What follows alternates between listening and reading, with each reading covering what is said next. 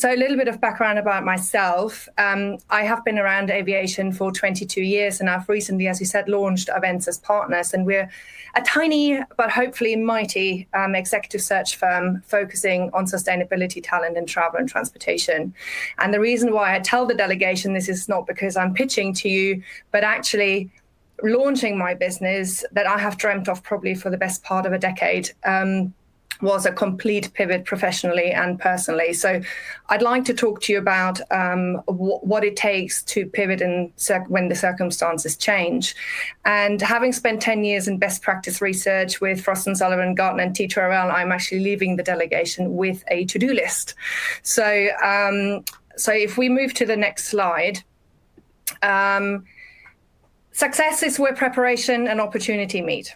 And those are the wise words of Bobby Unser, the famous American race driver.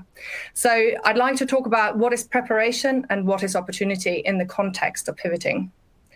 I believe that the opportunity is happening right now. The strange events of 2020, successful brands don't crumble in a crisis. Instead, they use it as an opportunity to pivot. First and foremost, you need to find adaptable leaders and invest into your talent.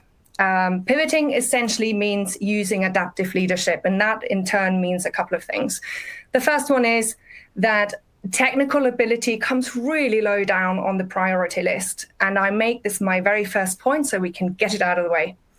When you pivot, by definition, you are entering uncharted airspace. No one's been here before, and the technical skill you have acquired up to this day is completely irrelevant.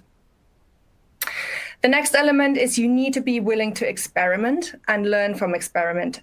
So there's a lot of literature about adaptive leadership out there, so have a look. In short, adaptive leaders experiment, learn, and experiment again until they find a way to make it work. They also do away with top-down leadership and instead allow surfacing of really good ideas from all levels of the organization. One of the action points for this session from everybody to take away is look up the 4 dimensions of adaptive leadership. Next, I would say get yourself a digital mentor, buddy up with a really junior person in your organization. Pick someone who's generationally most distant to you and listen to them. They have good ideas and they are also your future customers. And then last but not least in this section, consider the complexity of attracting and maintaining and retaining top talent. Long gone are the days where good graduates and top leaders come and beg you for a job. You have to have a solid talent attraction and retention strategy if you want to pivot to a new kind of business. So let's talk technology. Invest into a customer data platform, point 2. And well, I've come from customer centricity. I spent the last 18 months or so there before I came to sustainability. And without wanting to give my folks at OpenJewel too much of a pitch here, it is the time to invest into a customer data platform. Number 3, understand the next generation of travelers. I urge everybody here to read some research from companies like Euromonitor and Skift. It shows that the next generation of customers, millennials, display very different buying behaviors to us baby boomers and Generation Xers.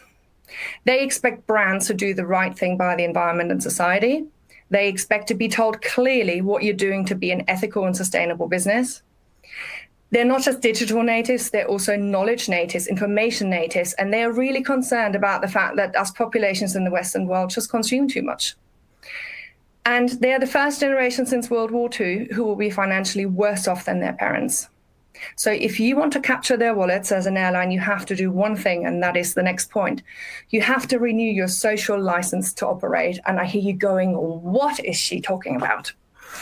So let me talk you through this concept. A social license to operate refers to gaining a level of approval, not just from regulatory aspects, but also from your customers. So the concept has evolved from the broader notion of corporate social responsibility.